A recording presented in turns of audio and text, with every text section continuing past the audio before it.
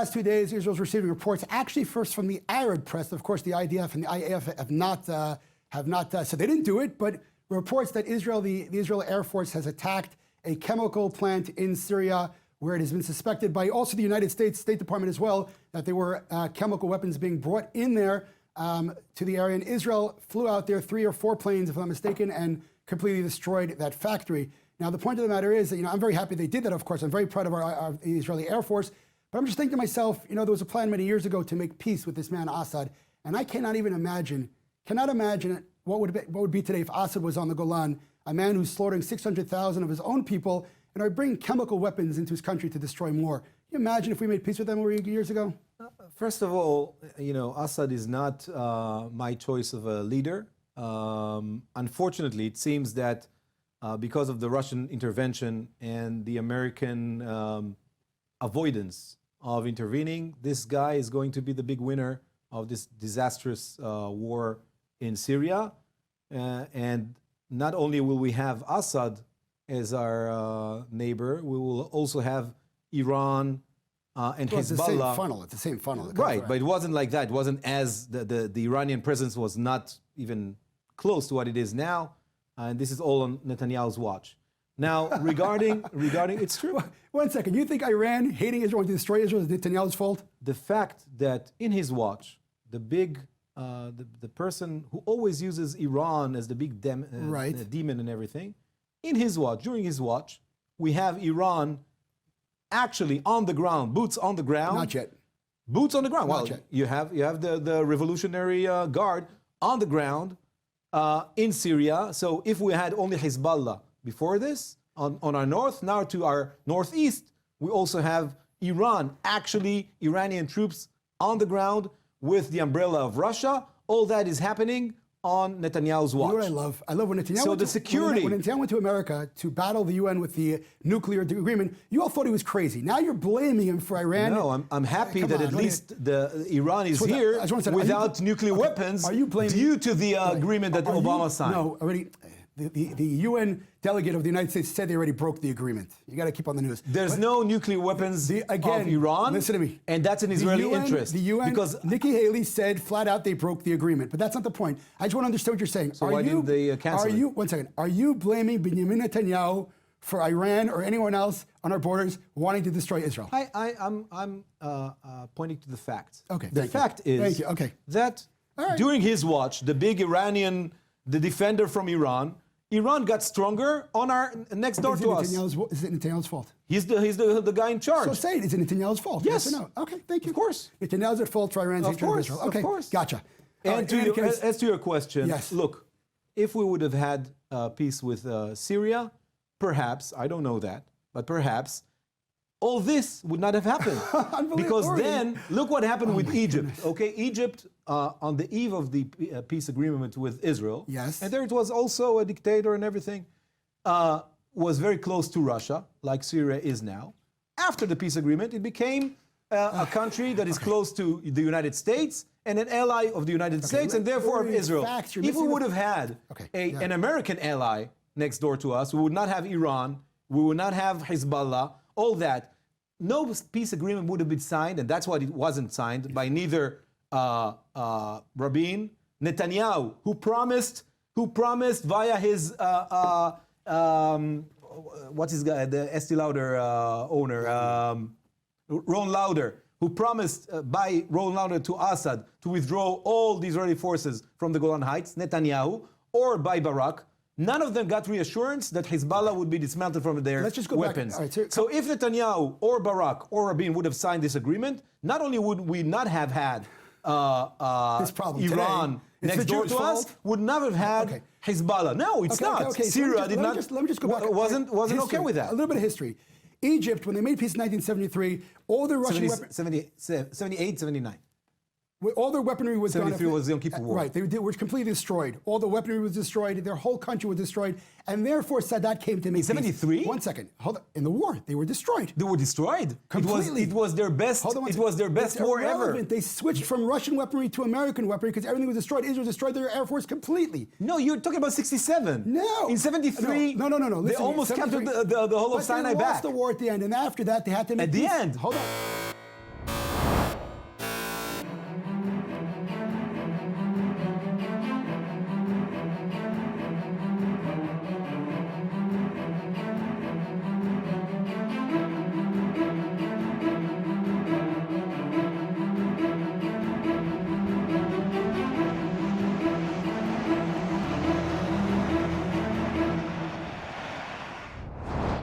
So we have a new proposal by MK Bezalel Smotrich from the National Union Party and the Jewish Home Party.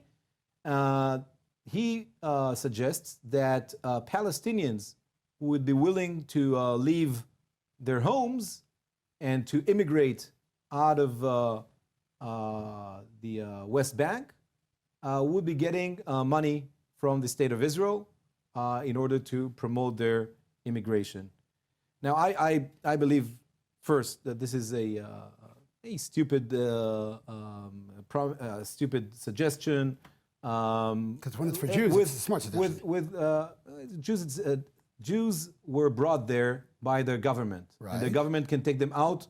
By the way, so that's not stupid. Compensation, they can be getting compensation on the value of their homes and so on and so forth. Okay. But not getting bribe in order to leave their homes. Bribe. Why bribe? Why is it Neither bribe? to Jews nor to Arabs. It's not a bribe. But it won't work. No one will do that. But it just shows just how disgraceful. No, that's not a word. Condescending Mr. Smotrich is towards the Palestinians, the way he sees them. Palestinians are native to the West Bank. They are not native. They are native to the West Bank. Incorrect. They are native to the West They were brought Bank. in to build a Turkish Israel railroad. is Incorrect. militarily occupying them. By doing Incorrect so, it's jeopardizing its own existence as a national Jewish homeland and a democracy. Another provocation by Smotrich. He got us to talk about it. Of course, very problematic, and as with Smotrich, with racist elements. Okay, so now let me give you the facts, since you said they won't go and it's not fair. 20,000 Palestinians leave Judea and Samaria every single year. Of course, because that's they live enough. under One a second. military So they say they occupation. won't go, they will go. Number two, polls show that about 30% of PA Arabs would like to move out of the country. And that's, again, this is a survey published in July by the Palestinian Center for Police Survey Research, not Israel. So the fact you're saying they won't go is not true. One second. Hold on. Jews Time out. don't immigrate Time from out. Excuse me, Israel? 1 second. Let me give you the facts first, because you said it's not real, it's not going to happen. The polls show 100%. According to the survey, 47% of Gaza Arabs would emigrate from the Strip if they had the means to do so, while 23% of PA residents in Judea and Samaria said they would to live elsewhere if they were furnished with the means. Which means to me, they are willing to go, number one. Now, this is not about racism. This is about a problem we have in Judea and Samaria. I don't know why the left is really forced about calling it the West Bank when this is a word used by the Arabs when they try to justify destroying Israel. The Palestinians, the whole identity was a fabricated identity made in 1964. Why? They're Arabs, and they live in Judea and Samaria, and what he's saying is, we don't want to go to war anymore. Right. It's 1 second, let me finish. It's not going to work.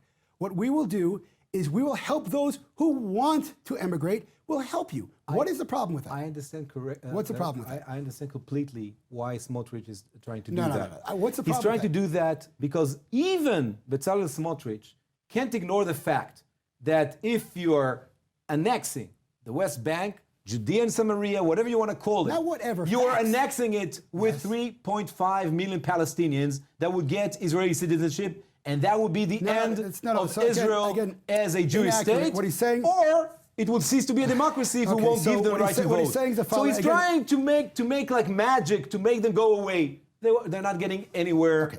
They're going to be Unfortunately- there, and you cannot ignore that. And that's the failure of the Smotrich, of the right-wing vision Meanwhile- on the future of Israel. Meanwhile, we're winning we're winning 11 consecutive years of elections, so I guess we're not failing. But again, your facts are incorrect. What Smotrich said is the following: his plan also includes a provision offering Israeli residency to the Arabs in Judea and Samaria who accept Israel's sovereignty. But and not- then, not citizenship. and then full citizenship would also be available to those Arabs who are willing to enlist into the IDF. Why What you're don't doing- you- hold on 1 second. hold on, what about- Time out. Let me just finish. what about all 1 Orthodox second. Jews? 1 second. Good They don't question. serve. Good question. We'll talk about that next time. But right now, what happened was you made statements which were not true. What are about- we, Eritrea? No. You have- Right. you- What you- happened- you have to serve in the military in hold order to get hold citizenship. First of all, we're talking about a people who are brought up in an area that see the destruction of Israel as something valuable. Right, and yes, you have to prove your loyalty to the country, otherwise you don't get citizenship. But you want them with us. We want to separate from them. Again, well, the funny thing is when the right said that they're over in Jordan, we're here in Shalom, and everyone will have peace. But they're not in Jordan. They're there. They're your next door neighbors. Let me finish the You sentence. live in a territory that is predominantly Palestinian. Okay, you done? Again, it's Arab, first of all, but we're not going to go into that. But I'm saying to it, you can laugh all you want. You're laughing, it doesn't help facts. It's historical facts. They're Arabs. the Palestinian name in There are 1964. Arab Palestinians. There is nothing. Palestinian There is Arabs. nothing pre-1948 that was Arab Palestinian.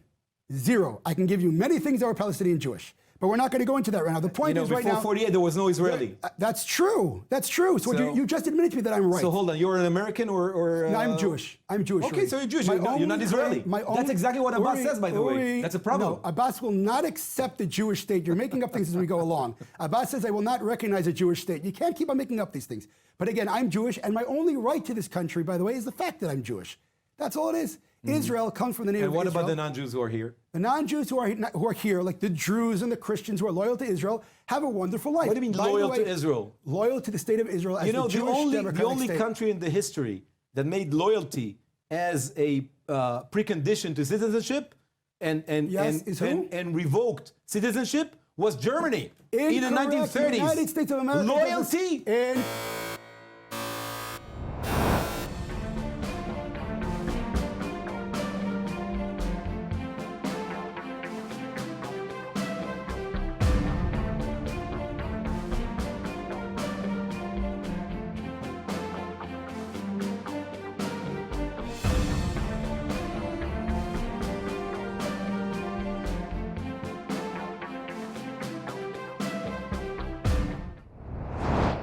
one of the debates that are going on between the different communities in Israel, besides politics that have to do with the Arabs and the Israelis, is religion. There's a very, very strong and vocal debate between secular and religious, or traditional and religious, traditional and secular. You know, they say when there are two Jews, there are three opinions. Well, when it comes to religion, there really is a bash in between. And I will admit that some of this problem comes from the fact that religion in Israel has been politicized. I'll admit that we have a big problem with that. However, when it comes to the Shabbat, the Sabbath, so Ben Gurion, before the state, met with the Aguda, which is the Haredi party, and they came to a compromise. And they said there would not be public transportation on the Sabbath in Israel and other different things that followed up. Now, in Israel, over the last week, there are two things that came up. First of all, the Supreme Court has been given an appeal that they want them to decide to put public transportation on the Sabbath in Israel. And the second thing, there was a demand to have soccer games, national soccer games, on the Sabbath in Israel.